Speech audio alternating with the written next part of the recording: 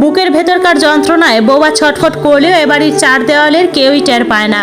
সোয়াদ সাত স্বপ্নেও কল্পনা করেনি এই অল্প বয়সী মেয়েটি এতখানি মানসিক পীড়ায় ছটফট করতে করতে তার বাড়িতে দিন যাপন করেছে। এত আয়েসে বড় হয়েও খাবারের অভাবে, একটুখানি মানসিক যত্নের অভাবে মাত্র 4-5 দিনে মেয়েটার ভেতরটা শুকিয়ে গেছে। তাই হয়তো আর না পেরে রাফিয়া রহমানকে বলে ফেলতে বাধ্য হয়েছিল, ঠিক যেভাবে সোয়াদ তার মাকে কল দিয়েছে। মায়েরাই যে সন্তানের শেষ আশ্রয়। সোয়াদ সেভাবেই মাথা নিচু করে আছে। এত কিছু ঘটে গেল, অথচ সে মেয়েটির বুক হাতড়ালেও বুকের ভিতরটা হাতড়ে দেখলো না। রাফিয়া রহমান বললেন, আমার মেয়েটা ছোটবেলায় একটা পরিবারের অভাবে পড়লেও কখনো কষ্টে বড় হয়নি। আমার স্বামী ওকে বলে তার জীবনের লক্ষ্মী। লক্ষ্মীর কোনো ব্যক্তিগত সম্পদ থাকে না, বরং সে যেখানে থাকে সেখানেই পরিপূর্ণ করে গড়ে তোলে। তোমরা যা করেছো, আমার স্বামী জানলে তোমাকে বা তোমার পরিবারকে খুন করতেও দুবার ভাবতেন না। তিনি আমার এই 2 মেয়েকেই এমনই ভালোবাসেন। সোয়াদ, তোমার সাথে আমি যেটা করেছি তার জন্য আমি লজ্জিত নই। আমি তো চেয়েছিলাম তুমি তোমার মাকে নিজের অসম্মানের কথা নিজে জানাও।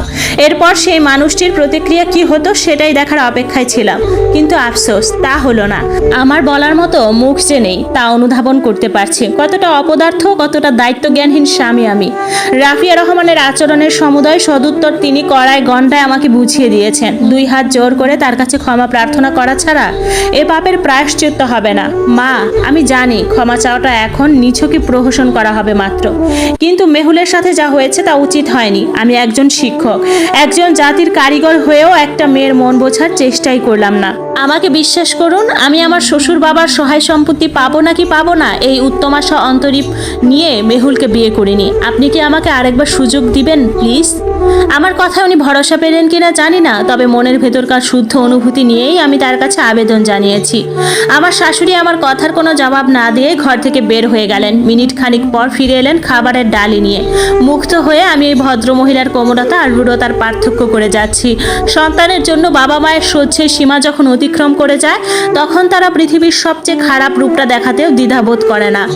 অনেক রাতে ঘুমন্ত মেহুলকে বিছানায় রেখে ছাদে উঠে এলাম। সমস্ত শহর গভীর ঘুমে আচ্ছন্ন। রাত সম্ভবত 12:30 বাজতে চলেছে।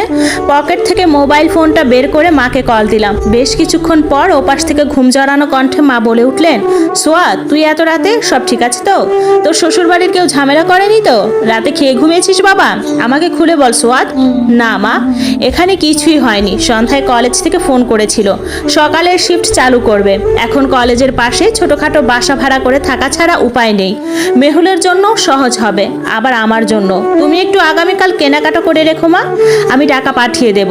বাকি কথা বাড়ি এসে আলাপ হবে।